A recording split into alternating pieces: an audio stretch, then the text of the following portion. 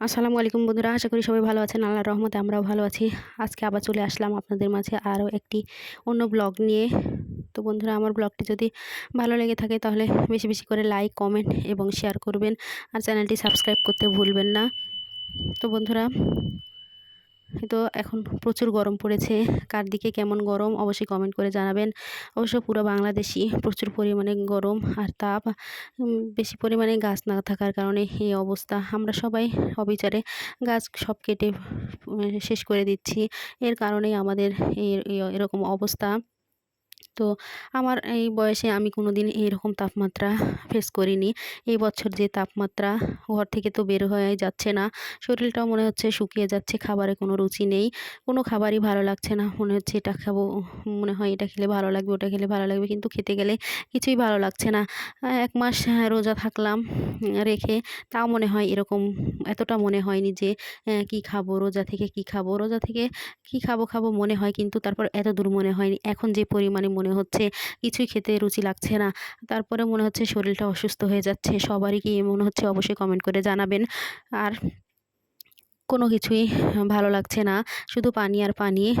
আর পানি তো খাবো, তারপরেও শরীরে থাকছে না, বেরিয়ে যাচ্ছে। এর মধ্যে আবার বিদ্যুৎ থাকছে না। প্রচণ্ড গরম। তো কি করা যায়? তো ভাবছি আজকে কি যে রান্না করব। আপনাদের ভাইয়া তো মাছ নিয়ে এসেছিল গতদিন। আ খলসা মাছ আর কিছু আ পুঁটি মাছ। তো ওগুলো কেটে কুটে রেখে দিয়েছি। আর কিছুটা রান্না করেছিলাম। তো খলসা মাছ দিয়ে আর শিং মাছ দিয়ে সজনে ডাঁটা রান্না করলে খুব ভালো লাগে খেতে। আর এই তো গরম পড়েছে। এই গরমের সময়ে সজনে ডাঁটার তরকারি পাতলা করে ঝোল করলে খুব খেতে ভালো লাগে। এই শরীরটা ঠান্ডা রাখে সজনে ডাঁটা। আর পেটেও কোনো সমস্যা করে না। এ সময়ে যত দূর সম্ভব হালকা পাতলা খাবার খেতে হবে, ভারী খাবার খাওয়া যাবে না। তো কেটে কুটে আ খুব গরম ধরেছে। কাটতে বসেছি তরকারি। তো মনে হচ্ছিল প্রচণ্ড গরম আর সহ্য হচ্ছিল না। তো বলছিলাম আগে একটু গোসল করে নিই, তারপরে আবার রান্না করে পরে আবার গোসল করব। আমার মতো গরম এলে কে দিনে ২-৩ বার গোসল করেন অবশ্যই কমেন্ট করে জানাবেন। একটা কাজ করছি তো গরম লাগছে। আমরা গ্রামের মানুষ তাড়াহুড়া করে মাঠ, বিল, সব জায়গায় কাজ করি। তো বিলেও যাচ্ছি, মাঠে কাজ করছি, বরে যাচ্ছি পান বরজে। তো এতে গাটা ঘেমে যাচ্ছে বেশি আর গরম লাগছে প্রচণ্ড। তো এসে গোসল করে নিলাম। নিয়ে এখন আবার আসছি রান্না করতে। রান্না করে গিয়ে আবার গোসল করে নিব। যদি সম্ভব হয় সন্ধ্যাবেলায় আবার গোসল করে নিব। এই করতে, করতে তো আমার সর্দি লেগেই থাকে সবসময়। আমার নাকে যেহেতু পলিপাস, একটু সমস্যা আছে আমার। তারপরেও কি করব, গরম সহ্য তো আর হচ্ছে না। তার জন্যেই বারবার গোসল করে নিচ্ছি। তো এই তো আজকে রান্না করব দুটোই। পেট ঠান্ডা করার মতো তরকারি, আর খেতেও অনেক ভালো লাগে। লাউ রান্না করব আর সজনে ডাঁটা রান্না করব। এই দুটো তরকারি আমার বাড়ির সবারই খুব পছন্দের। সবাই খুব পছন্দ করে। আর এখন তো গরম এসেছে, গরমের সময় সজনে ডাঁটাটা খুব ভালো লাগে। আমাদের যেহেতু বাড়ির গাছে সজনে ডাঁটা, সেগুলো এখন প্রতিদিনই প্রায় নামিয়ে, নামিয়ে রান্না করব সজনে ডাঁটা। আর আরেকটা রুটিন, প্রত্যেকদিন দুপুরবেলা এখন আম মাখিয়ে খাবো। সবাই মিলে অল্প ঝাল দিয়ে আম মাখিয়ে খেতে খুব ভালো লাগে। আর আম মাখা খেলে কিন্তু গরমটাও কেটে যায়। আমার মা দাদিরা বলতো যে আম খেলে নাকি, টক আম খেলে নাকি, আম না যেকোনো টক জিনিস খেলে নাকি গরমটা একটু কম লাগে, কেটে যায়। তো এখন তো আমের সিজন চলে এসেছে। এখন প্রতিদিন দুপুরবেলা আমটা মাখাবো, মাখিয়ে সবাই খাবো। খেয়ে দেয়ে আজকে খেয়ে চলে এসেছি রান্না করতে আগেই। তারপরে খেয়ে গোসল করে তরকারি কাটতে বসে খুব গরম লাগছিল। আবার উঠে চলে গেছি যে গোসল করে এসেছি। এসে এখন আবার কাটতে বসেছি। এগুলো সব কেটে কুটে নিয়ে রান্না করব। একবারে ২ বেলার জন্য রান্না করব। আর গরমের মধ্যে রান্না করতে যেতে পারব না। ২ জায়গায় রান্না করে আলাদা করে তুলে রাখবো, যাতে নাড়াচাড়া করলে নষ্ট হয়ে যায় যেহেতু তরকারি। আর সজনে ডাঁটার তরকারি একটু তাড়াতাড়ি নষ্ট হয়ে যায়। লাউয়ের তরকারিও সেম একই। তো একটু বেশি করেই রান্না করব। পুরোটাই রান্না করে আলাদা তুলে রাখবো। সেগুলো আবার রাত্রে গরম করে খেয়ে নেব আমরা সবাই। ভাতটা গরম, গরম রান্না করব। এই তো লাউটা কেটে নিচ্ছি। একেবারে কচি লাউ আপনাদের ভাইয়া নিয়ে এসেছে। তো সেই লাউটা রান্না করব। লাউ আজকে রান্না করব ডিম দিয়ে। প্রতিদিনই রান্না করি মাছ দিয়ে। কিন্তু আজকে আমার মেয়ে বলছিল যে, "আম্মু আমি মাছের কাঁটা বেছে লাউ খেতে পারি না শান্তিমতো। তো আজকে তুমি আমাকে লাউ ডিম দিয়ে রান্না করবে।" যেহেতু গরম, আমি ১ম এ রান্না করতে চাচ্ছিলাম না। তারপরে বলছি মেয়ে যখন আবদার করেছে একটা তরকারি একটু রান্না করি, সমস্যা তো আর নেই। আর তো খুব পরিমাণে বেশি ডিম যে দিব তাও তো না। একটা ডিম দিয়ে শুধু রান্না করব। এভাবে ডিম দিয়ে লাউয়ের তরকারি কে, কে রান্না করেছেন কিংবা খেয়েছেন অবশ্যই কমেন্ট করে জানাবেন। না খেয়ে থাকলে একবার খেয়ে দেখবেন, অবশ্যই ভালো লাগবে আপনাদের। আমাদের তো সবারই পছন্দ। তারপরেও মাছ দিয়ে আমার বেশিরভাগ ভালো লাগে। আমি মাছ দিয়ে বেশি লাউ রান্না করি। খুব একটা ডিম দিয়ে রান্না করি না। কিন্তু যারা মাছ বেছে খেতে পারেন না কাঁটা বেছে, তাদের জন্য কিন্তু ডিম দিয়ে রান্না করলে এও খেতে খুব ভালো লাগে। তারা খেতে পারেন এইভাবে রান্না করে। এই তো সব কেটে-কুটে নিয়ে চলে যাব একেবারে রান্না করতে। সবকিছু কেটে-কুটে ধুয়ে মসলা বেটে সব নিয়ে একেবারে রান্না করতে গেলে রান্নাটা তাড়াতাড়ি হয়ে যায়। চুলাপাড়ে যেহেতু গরমের তাপের মধ্যে বসে থাকা যাবে না। আর আমরা যেহেতু মাটির চুলায় রান্না করি, তার জন্যে নড়াচড়া করা যাবে না। যদি সরে যায় তাহলে আগুনটা হয়তো উঠে চলে যাবে। আর অন্য খড়ি আছে চুলার পাড়ে, সেগুলোতে লেগে যেয়ে এ উম আগুন ধরে যাবে, একটা দুর্ঘটনা ঘটে যাবে। তার জন্য সবকিছু বাইরে থেকে ঠিক করে নিয়ে, সাইডে ফ্যানে বসে থেকে ঠিক করে নিয়ে গিয়ে সরাসরি চুলাপাড়ে গিয়ে আগুনটা জ্বালিয়ে রান্না শুরু করব। এই তো গতকালকের যে খলসা মাছগুলো ছিল আর বড় যে পুঁটিগুলো বেছে রেখেছিলাম, আপনাদের ভাইয়া বলছিল ভেজে দিতে। তো ওখান থেকে কিছু নিয়েছি, কিছুটা ভেজে ওদের দিয়ে দেব। আর বাকিটা তরকারির মধ্যে দিয়ে দিব। এভাবে খলসা মাছ, ট্যাংরা মাছ এগুলো দিয়ে সজনে ডাঁটার ঝোল করলে খুব ভালো লাগে খেতে। তো এখন গরমের সময় এসেছে। এখন প্রায় আমরা এই তরকারিটা খাবো। এই তো মাছগুলো সব ভেজে নেব। ছোট মাছ হলেও সজনে ডাঁটা দিয়ে রান্না করলে ভালো লাগে। খালি রান্না করলেও ভালো লাগে। সজনে ডাঁটা আবার ডাল দিয়ে, মুসুর ডাল দিয়ে বা বাগার দিয়ে রান্না করলেও খেতে অনেক ভালো লাগে।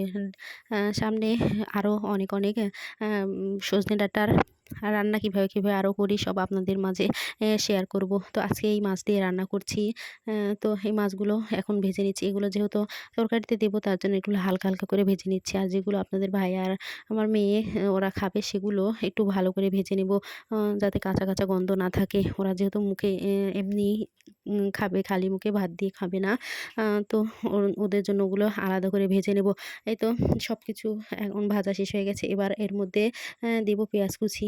যেহেতু গরম লেগেছে তার জন্য একটু জ্বালা বেশি দিয়েছি চুলাতে। খুব তাড়াতাড়ি জালটা জ্বলে গেছে। মনে হচ্ছে কত ধোঁয়া উঠছে। কড়া একটু গরম হয়ে গেছে বেশি। এর মধ্যে এবার পেঁয়াজ কুচিটা দিয়ে দিলাম। যত তাড়াতাড়ি সম্ভব রান্নাঘর থেকে সরতে পারলে বাঁচি। তার জন্যে তাড়াহুড়া করে রান্না করছি। প্রচণ্ড গরম, আর ভালো লাগছে না, অসহ্য। তবে কি করব? খাবার তো খেতেই হবে, না খেলে তো আর হবে না। তার জন্যেই রান্না করতে আসা। খাবার না খেয়ে যদি থাকা যেত তাহলে আর এই গরমের মধ্যে রান্না করতে কেউই যেত না। এই তো সবকিছু দিয়ে আজকে যত তাড়াতাড়ি শর্ট টাইমে রান্না করা যায় সেই কাজটাই করছি। আজকে আর অত সময় দিয়ে ধৈর্য ধরে রান্না করতে ভালো লাগছে না। এই তো পেঁয়াজটা একটু লাল, লাল করে ভেজে নিয়ে ওর মধ্যে দিয়ে দিয়েছি। যেহেতু বললাম যে চুলাতে জাল একটু বেশি দিয়েছি, কড়া পুড়ে যাবে। তার জন্য আগেই একটু পানি দিয়ে নিয়েছি। এটাতেই এখন সবকিছু মসলা দিয়ে নেব।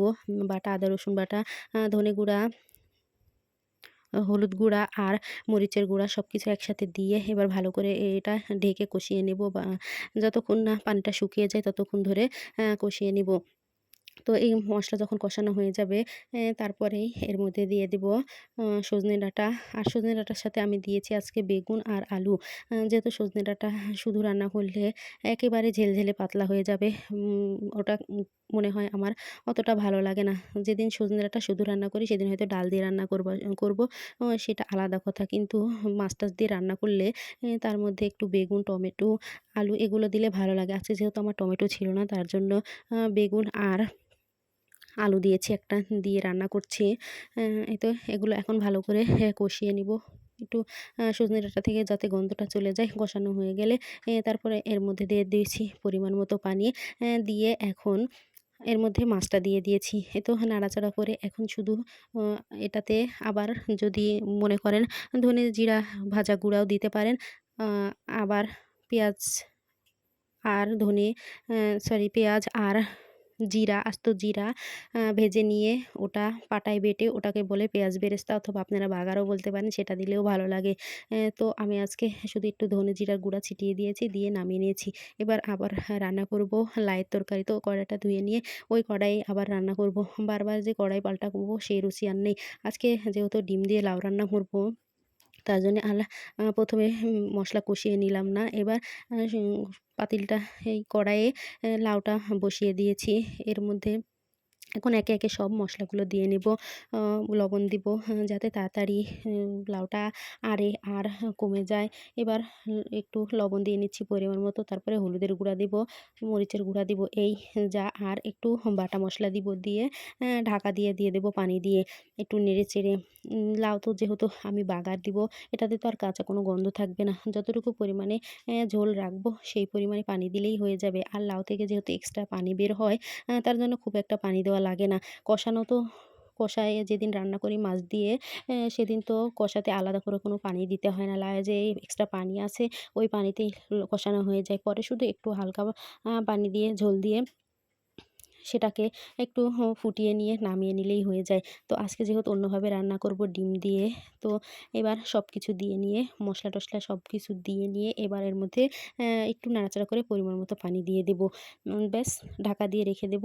দিয়ে দিয়ে জাল জোরে, জোরে জাল দিয়ে এটাকে যখন সিদ্ধ হয়ে যাবে, পানিটা যখন ঝোলটা টেনে যাবে, রাখার মতো উপযোগী হয়ে যাবে, তখন এটাতে আমি বাগার দিয়ে নেব। এই তো বন্ধুরা, বলতে ভুলে গেছি, এর মাঝখানে আমি একবার ঢাকনাটা উঠিয়ে যখন দেখেছি যে লাউটা হাফ, হাফ সেদ্ধ হয়ে গেছে, তখন এর মধ্যে ডিম ভেঙে দিয়েছিলাম। তো ডিম ভেঙে দিয়ে এবার বাগারটা দিয়ে নিয়েছি। রসুন আর পেঁয়াজ ভালো করে এবার দিয়ে বাগার দিয়ে নেব।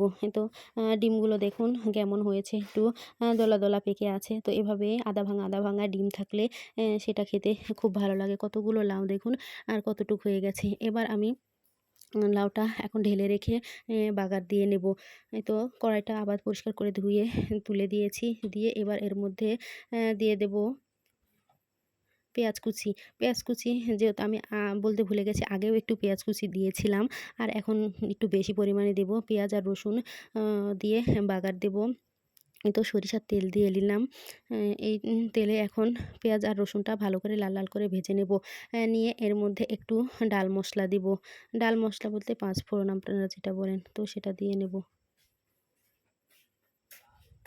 ডাল মশলা ওটাকে আবার কেউ বলে পাঁচফোড়ন, তো ওটাই দিয়ে আর আস্ত কিছু জিরা দিয়ে নেব।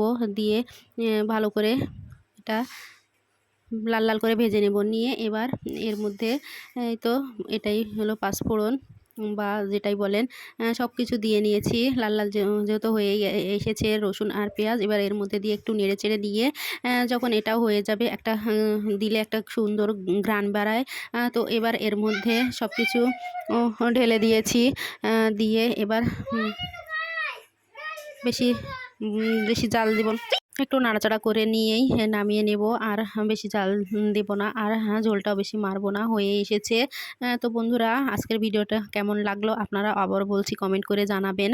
আর বেশি বেশি করে আমার ভিডিওতে লাইক এবং সাপোর্ট করবেন। আপনাদের সাপোর্ট আর ভালোবাসায় আমরা সামনে এগিয়ে যেতে পারবো। তো আমাদের জন্য বেশি করে দোয়া করবেন, আমার মেয়ের জন্য দোয়া করবেন, যাতে আমার মেয়ে ভবিষ্যতে ভালো কিছু করতে পারে।